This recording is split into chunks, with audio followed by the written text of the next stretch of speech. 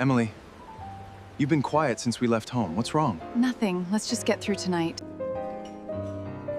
That's him. Interesting. So you're Emily's husband. Have we met? Not yet. I'd like you all to meet the luckiest husband in this company. He's the only man here whose promotion came from marrying the right woman. Michael Anderson. The strange thing about humiliation is that it rarely begins with laughter. It begins with silence. The kind of silence that tells you everyone in the room knows something. Except you. Looking back now, Michael realized that was the first warning, not the invitation. Not the expensive tuxedo Emily insisted he wear. Not even the company dinner itself. It was the way people stopped talking the second he walked into the ballroom. At first, he convinced himself he was imagining it. A room full of executives wasn't exactly the kind of place where conversation stopped because an ordinary guest walked in. So he smiled, adjusted his cufflinks, and followed his wife through the crowd. Emily usually owned every room she entered. She greeted people by name, people came to her, people respected her tonight. She barely looked anyone in the eye. Michael noticed it immediately. He leaned closer and quietly asked if she was feeling okay. She answered too quickly. Fine. She wasn't. After 7 years together, Michael had learned something most people never noticed about his wife. Whenever she was nervous, she rubbed her thumb against her wedding ring without even realizing it. She was doing it now, again and again, as if she wished she could turn back time. He almost asked another question. Then he decided against it. Everyone has difficult days. Maybe work had been stressful. Maybe she was worried about giving a presentation. Maybe. His thoughts stopped the moment he noticed a man staring at him from across the room, not casually, intentionally. The man didn't even pretend to look away after Michael caught him. Instead, he smiled, not the smile you give a guest, the smile you give someone you've been waiting to meet. Michael glanced behind him. Maybe the man was looking at someone else. He wasn't. The smile remained fixed on Michael. A waiter walked past carrying champagne. The man placed his glass on the tray without taking his eyes off him. Then he started walking straight toward them. Something about the confidence in his stride made nearby conversations fade, not because he asked people to move. People simply moved. Michael looked at Emily. She had seen him too. The color drained from her face. That was when Michael stopped feeling confused and started feeling concerned. You know him? He asked. Emily hesitated long enough to answer the question without saying a word. I work with him. That wasn't what Michael asked. Before he could press further, the man stopped in front of them, close enough to shake hands, close enough to introduce himself instead. He looked Michael up and down like someone inspecting an item that had arrived late. So, the man's voice was calm, almost friendly. Emily's husband. Michael smiled politely and held out his hand. Michael Anderson. The man looked at the outstretched hand, then looked back into Michael's eyes. He didn't shake it, he laughed softly, not loud enough for everyone to hear. Just loud enough for Michael to realize the rejection was intentional. Know exactly who you are. Michael slowly lowered his hand. The answer caught him off guard. He had never met this man before, or at least, he didn't think he had. I'm sorry, Michael said. Have we met? The man's smile grew wider. No. Then how do you know me? Instead of answering, he looked at Emily. You didn't tell him. Emily froze. She opened her mouth, closed it again for a second. Michael thought maybe they were talking about work.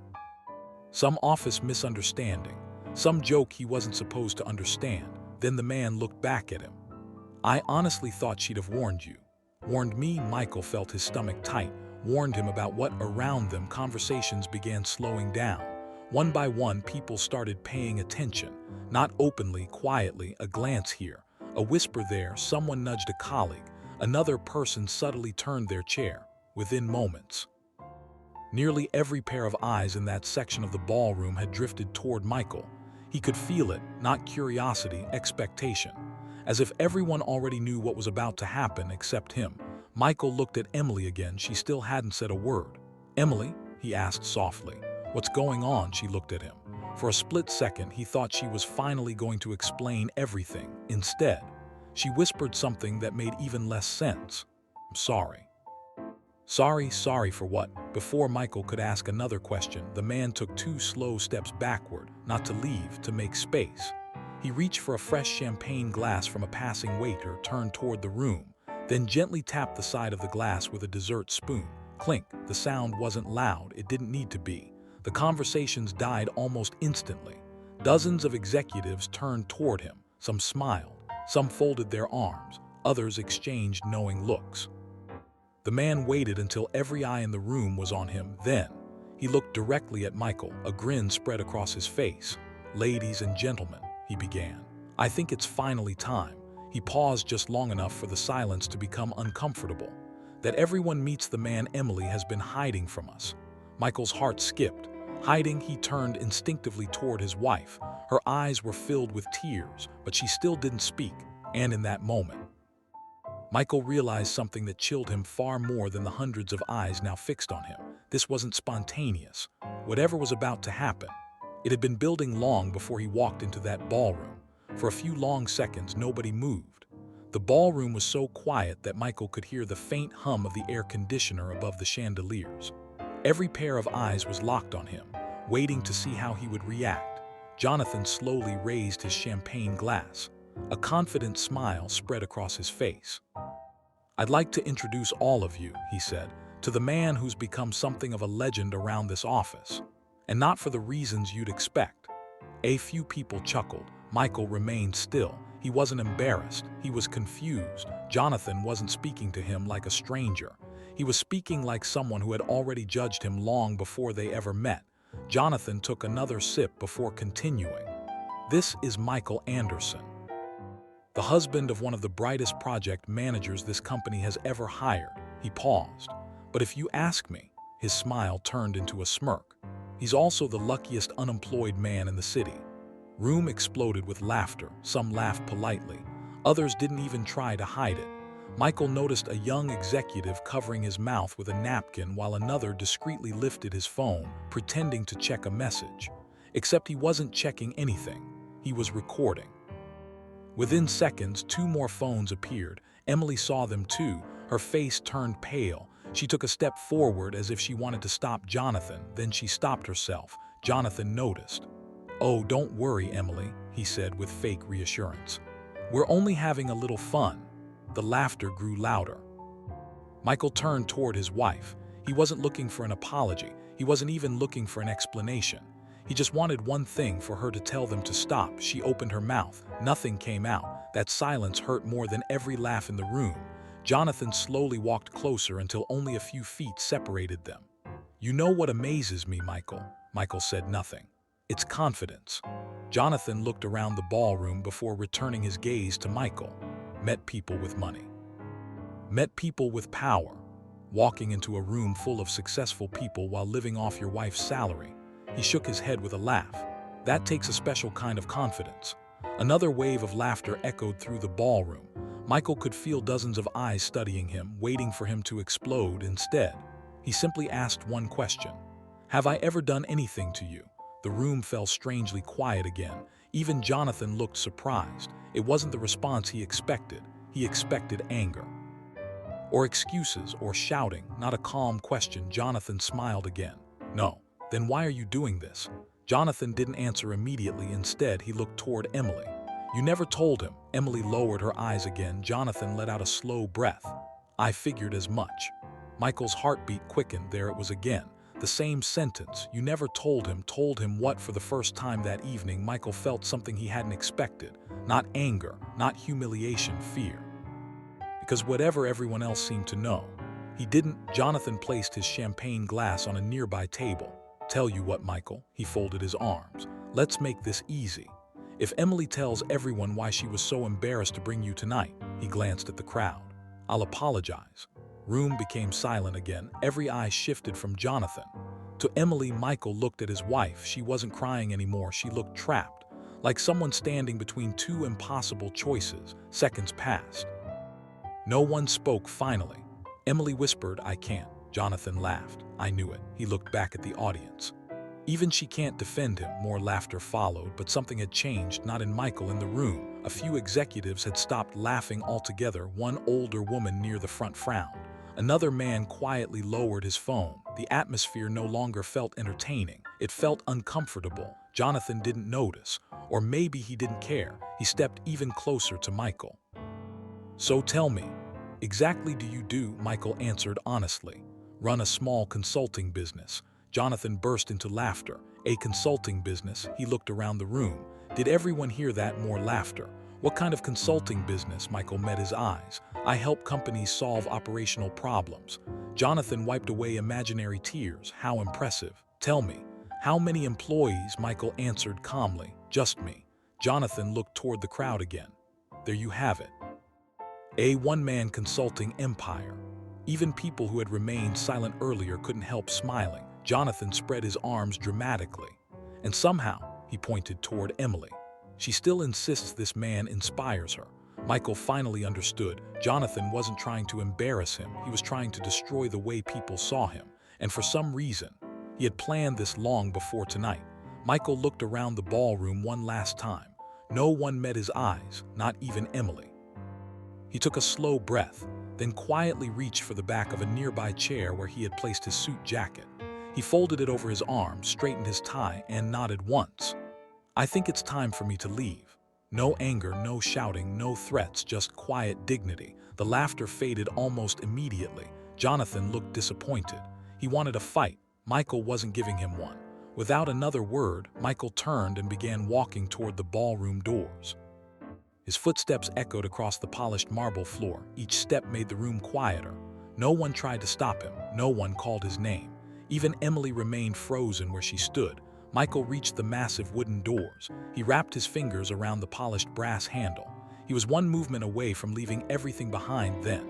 A deep voice echoed across the ballroom, clear, authoritative, impossible to ignore. "Michael Anderson." Every single person froze. Michael slowly closed his eyes. He knew that voice. He just hadn't heard it. In years, the voice echoed through the ballroom with a kind of authority that didn't need to be loud. "Michael Anderson." Every conversation stopped. The laughter disappeared as if someone had flipped a switch. Michael's hand froze on the brass door handle before he slowly turned around. Standing at the entrance was Richard Harrison, the CEO of Whitmore Technologies. Behind him stood members of the company's board, but nobody noticed them. Every eye in the ballroom was fixed on one man. Jonathan's confident smile vanished. He hurried toward the CEO with an eager grin. "Mr. Harrison, welcome. We were just about to..." Richard raised one finger. Jonathan immediately fell silent. Without acknowledging anyone else, Richard walked past the executives, past the department heads, past Emily. He stopped directly in front of Michael. For a brief moment, neither of them spoke. Then Richard smiled warmly and extended his hand. "It's been far too long, Michael." A wave of whispers swept across the room. Michael shook his hand. "It's good to see you too, Richard." The room froze. Jonathan stared in disbelief. Emily slowly lifted her head. None of them had expected this. Richard studied Michael's face for a second before asking, "Happened here?" Michael gave a faint smile. "It doesn't matter." Richard's expression changed.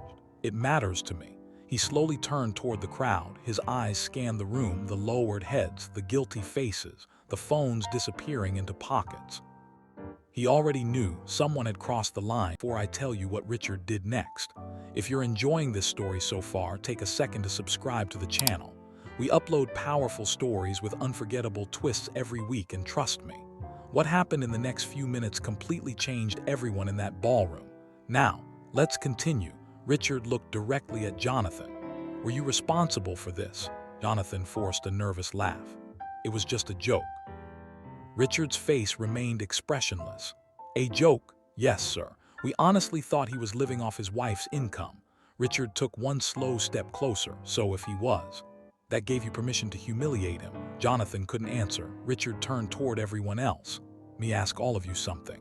If Michael had walked into this room wearing a $5,000 suit and arriving in a luxury car, would anyone have dared speak to him the way you just did?" Silence. Richard nodded slowly. "That's exactly what I thought." He looked around the ballroom. "For years I've reminded every employee that character is more valuable than titles. Tonight, every one of you forgot that lesson." Then he turned back to Michael. "Never forgotten the day we met." Confused whispers spread across the room. Richard continued. 5 years ago, this company nearly signed the biggest contract in its history. Advisors celebrated. Lawyers approved it. Investors couldn't wait. He paused. There was only one man who refused. He pointed toward Michael. He told me the numbers had been manipulated. I didn't believe him.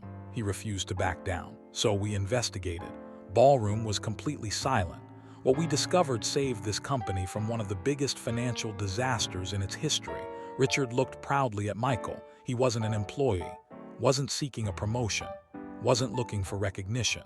Simply refused to let innocent people pay the price for someone else's greed. Richard smiled. I offered him a senior executive position. Declined. I offered him a substantial reward. Declined. I asked him why. Richard looked around the room.